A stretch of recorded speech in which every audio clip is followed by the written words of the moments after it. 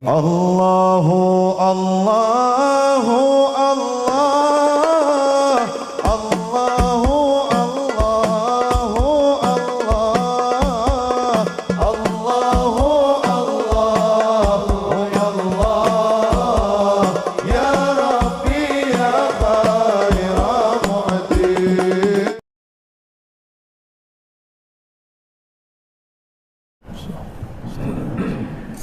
Assalamualaikum warahmatullahi wabarakatuh.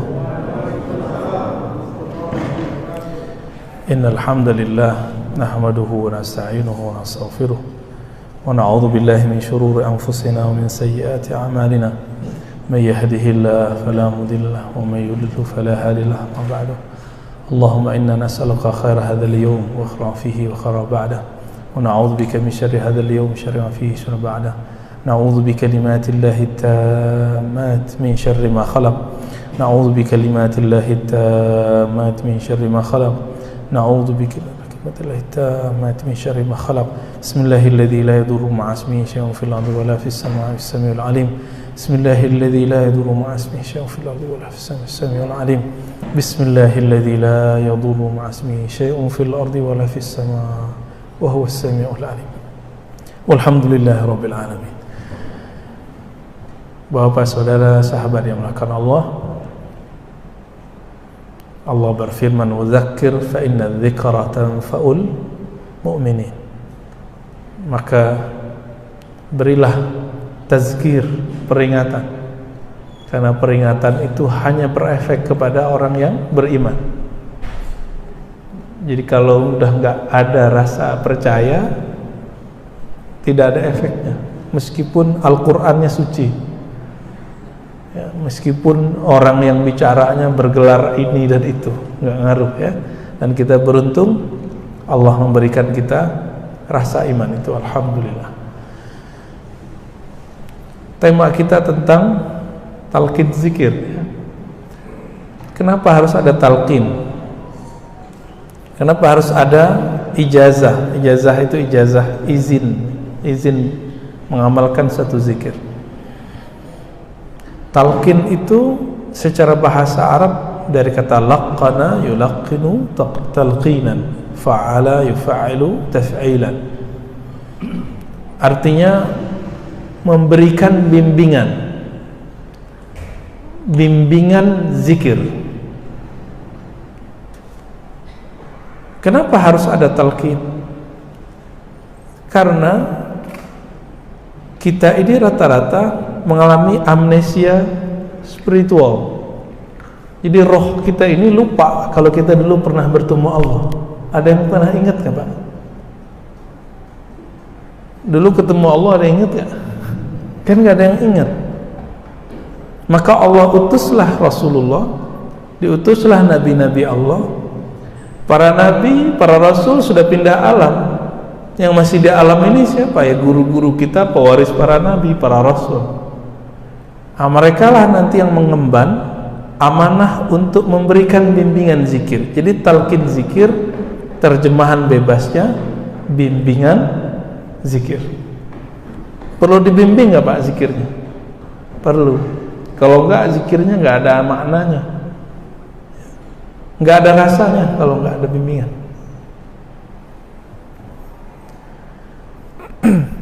Nabi mengatakan, "Shallu kama ra'aitumuni usolli." Salatlah kamu seperti kamu melihat aku salat. Itu sebenarnya semua sama.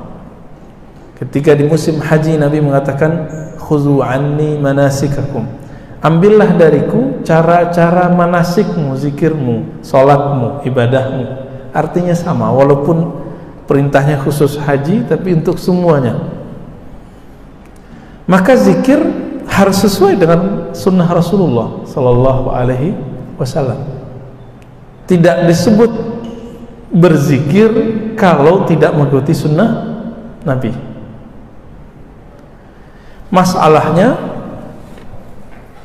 sunnah itu diriwayatkan oleh para ahli hadis, ada yang diriwayatkan oleh ahli zikir. Ini beda. Standarnya juga beda. Ahli hadis itu punya standar. Orang yang meriwayatkan hadis kualitasnya harus thiqah. Siqoh ini artinya kredibel.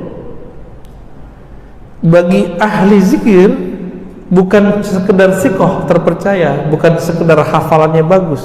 Dia harus arif billah, wasil ilallah. Dia harus kenal siapa yang dizikirkan.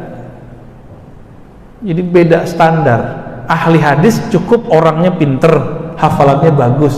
Kalau ahli zikir nggak cukup, orangnya nggak mesti pinter-pinter amat, yang penting dia kenal siapa yang dia sembah. Mana yang lebih berat, Pak? Ahli hadis Pak, ahli zikir? Ahli zikir. Ini yang dilupakan banyak orang. Maka sanad atau silsilah zikir antara ahli hadis itu berbeda kualitas dengan ahli zikir. Ini sebagai contoh umum. Kita sholat pakai bacaan Al-Quran, Al-Fatihahnya riwayat Imam Asim yang diriwayatkan oleh muridnya Imam Hafiz.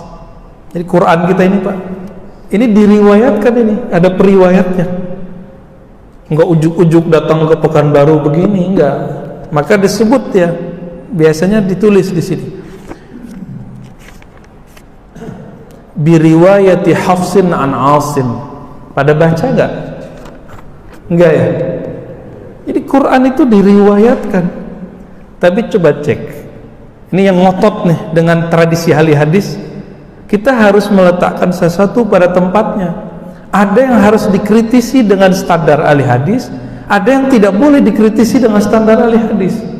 Contoh, ini Imam Hafiz berguru kepada Asim. Imam Asim secara ilmu hadis riwayatnya dhaif. Kalau kita pakai standar ahli hadis, ini Al-Quran jadi dhaif nggak? Paham? Paham maksudnya? Mudah nggak saya cerita? Nyambung saya cerita apa? Jadi ahli hadis itu mensyaratkan orangnya harus thiqah. Thiqah itu kredibel, hafalannya harus thabit. Imam Asim yang meriwayatkan bacaan ini, nah bacaan ini kan nandanya saya nggak tahu tadi baca Al-Qur'annya apakah itu diwakaf tadi atau saktah, saya nggak ngerti. Jadi kalau baca Quran versi Hafiz, bismillahnya dijaharkan, udah benar. Yang kedua, siratal ladzina an'amta 'alaihim ghairil maghdubi 'alaihim waladdallin. Satu nafas.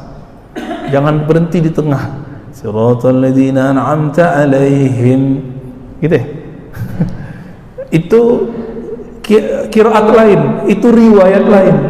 Jadi ini pun berhenti dimanapun Ahlul Quran meriwayatkan. Maaf, lupa minum tadi. Bismillah.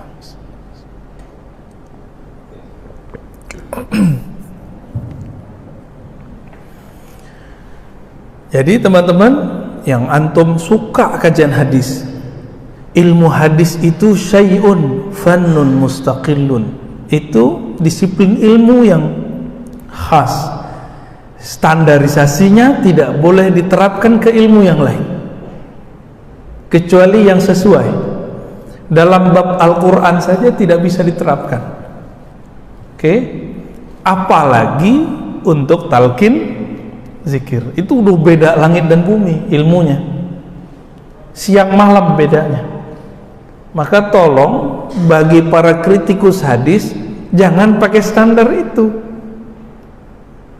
Kalau pakai standar itu, kita akan meninggalkan Al-Quran yang kita baca hari ini. Ya. Terus pakai standar apa? Ahli zikir. Ahli zikir ini boleh kita sebut ahli tasawuf, ahli tarekat. Malu ya, takut ya sebut tarekat ya. Orang hari ini malu nyebut tasawuf. Ya, masjid ini kayaknya udah insaf ini. Insya Allah ya. Saya di mana-mana itu dipesenin sama pengurusnya. Di sini enggak ya. Ustaz, jangan sebut-sebut tasawuf, Ustaz. Kenapa? Jamaah sensitif. Loh, jamaah ikut Ustaz atau Ustaz ikut jamaah? Bengong pengurusnya. Ya. Loh, kalau antum begitu kapan jamaah naik pangkat ya? Kapan jamaah naik makom? Gitu-gitu aja ntar. Ya. Jadi saya menghimbau kepada semua pengurus masjid, kajian tasawuf dijadikan kurikulum. Kalau nggak masjid rame terus Pak. Masalah Sayyidina rame, zikir keras rame, cuma kunut rame. Itu ada imam yang ditonjok kunut, karena nggak ada tasawuf di situ. Tasawuf itu intinya akhlak. Akhlak itu nggak mungkin kalau orang nggak adil dengan dirinya. Orang adil dengan dirinya baru muncul ketenangan di kolbu. Kalau udah tenang nggak mungkin nonjok orang. Ya, ini cuma masalah kunut. Apalagi kalau imamnya zikir keras, oh bisa diteriak-teriakin ntar.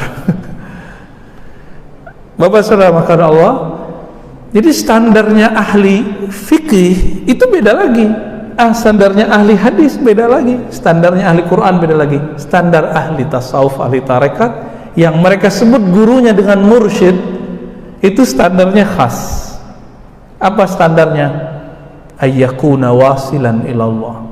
Ilmunya nyampe kepada Allah. Rasa bertuhannya sahih, bukan rasa-rasa setan. Ya. Rasanya itu murni. Nah, ini yang kemudian mereka transfer kepada muridnya. Mereka dapat dari gurunya. Gurunya dapat dari gurunya. Bersambunglah rasa itu kepada Rasulullah sallallahu alaihi wasallam. Maka mereka nggak puas. Dihantamlah sanad zikir, yaitu Al-Hasan Al-Basri, imam tabi'in, itu kan berguru ke Sayyidina Ali. Sayyidina Ali ini wafatnya tahun 40 lebih kurang. Mereka berusaha mengatakan bahwa Al-Hasan Al-Basri tidak bertemu Sayyidina Ali, berarti sanad zikir terputus. Nah, ini cara mereka. Bagaimana kita nanggapinnya? Kita kembali ke ahli hadis saja kalau emang mereka ngeritik hadis. Imam Ibnu Hajar Al-Asqalani yang mensyarah Sahih Bukhari. Jadi Sahih Bukhari itu syarah terbaiknya itu syarah Imam Ibnu Hajar. Diikuti oleh muridnya Imam Sakhawi, lalu muridnya yang kedua Imam Suyuti. Mengisbat, menetapkan bahwa Imam Al-Hasan Al-Basri, Imam Tabi'in, betul-betul bertemu dan berguru kepada Sayyidina Ali. Mereka nggak puas itu. Jadi ingin melemahkan. Habis itu bilang apa? Oh, sanad ente kepada Ali, berarti ente Syiah. Nah, hati-hati. Kita boleh tidak senang kepada Syiah, tapi jangan nggak senang kepada Ali. Ya, bisa bedain? Boleh nggak senang ke Syiah, kritiklah Syiah nggak apa-apa, tapi berani ngeritik Ali. Orang yang disebut Syiah itu pro Ali, anti selain Ali, disebut Rafidah. Rafid itu dia menyerang selain Ali. Sedangkan orang yang mengkritisi Sayyidina Ali disebut dengan Nasibah, bukan Nusaibah. Ya, Nusaibah beda lagi. Nasibah, kelompok yang suka mengejek Ahlul Bait, keluarga Nabi sallallahu alaihi wasallam. Di dalam hadis Imam Al-Hakim, Sayyidina Ali datang kepada Nabi sallallahu alaihi wasallam, lalu bertanya, wahai Rasulullah,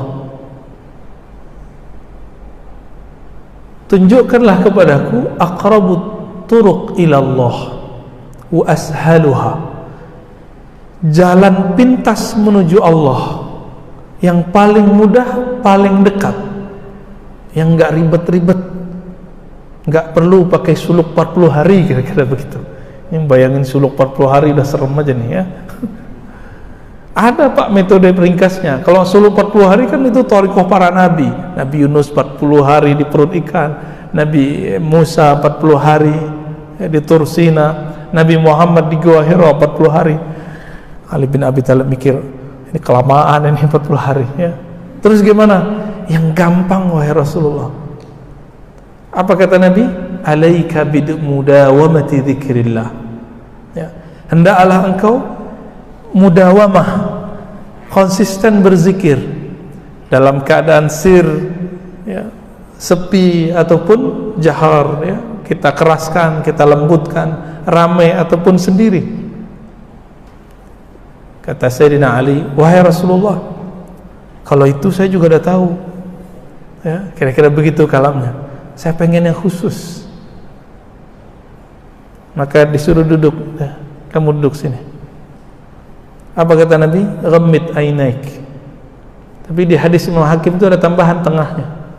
La taqumus sa'ah. Tidak terjadi kiamat sampai tidak ada yang berbaca Allah, Allah. Enggak ada kiamat kalau masih ada yang baca Allah, Allah. Tapi Dajjal keluar, Pak, walaupun ada orang baca Allah, Allah, ya. Dajjal sama kiamat kan masih jauh. Masih jauh. Ya, tapi jauhnya bukan 1 abad, bukan, enggak nyampe. Lalu Nabi SAW mengatakan, ghammid ainaik wa qul la ilaha illallah. Pejamkan matamu, lalu bacalah la ilaha illallah. Pejam mata. Maka metode memejamkan mata bukanlah dari Hindu Buddha, ya. Ini ada yang nggak ngerti hadis ini, dikira oh nggak boleh memejamkan mata. Kenapa? Tasyabuh bil Buddhiyin, menyerupai orang Buddha, menyerupai orang Hindu, nggak nyambung, ya.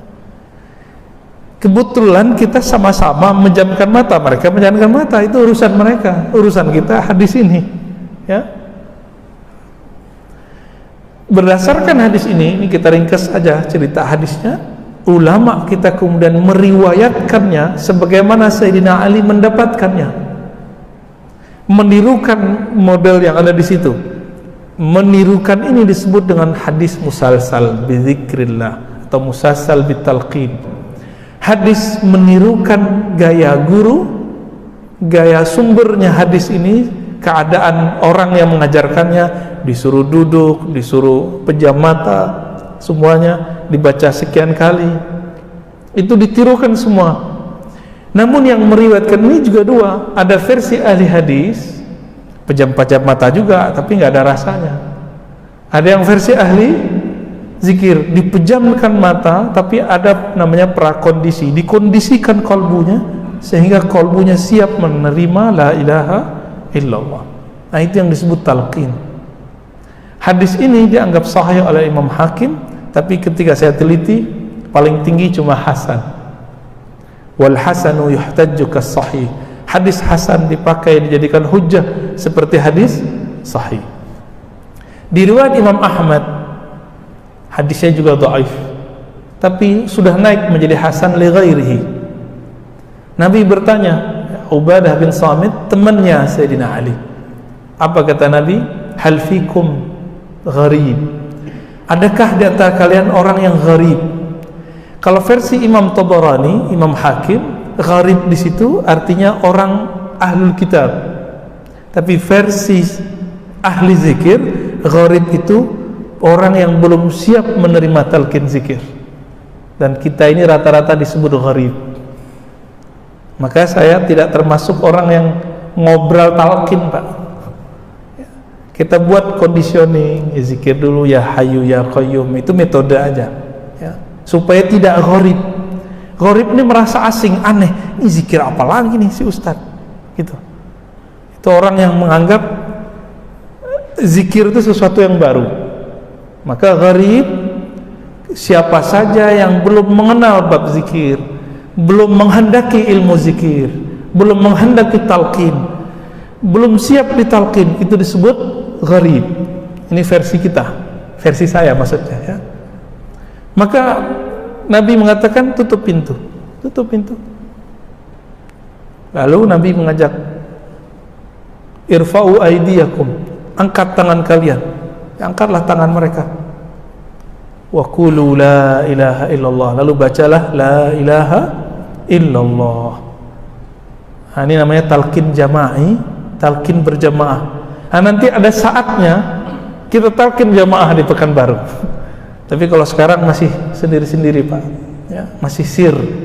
Ada saatnya kalau jamaah-jamaah di sini sudah siap, udah nggak gharib lagi, baru kita bimbing zikrullah. insya Allah. Ya. Lalu Nabi SAW mengatakan, dengan inilah aku diutus, dengan inilah aku dibangkitkan. Itu sebabnya setelah kita zikir, kita baca apa?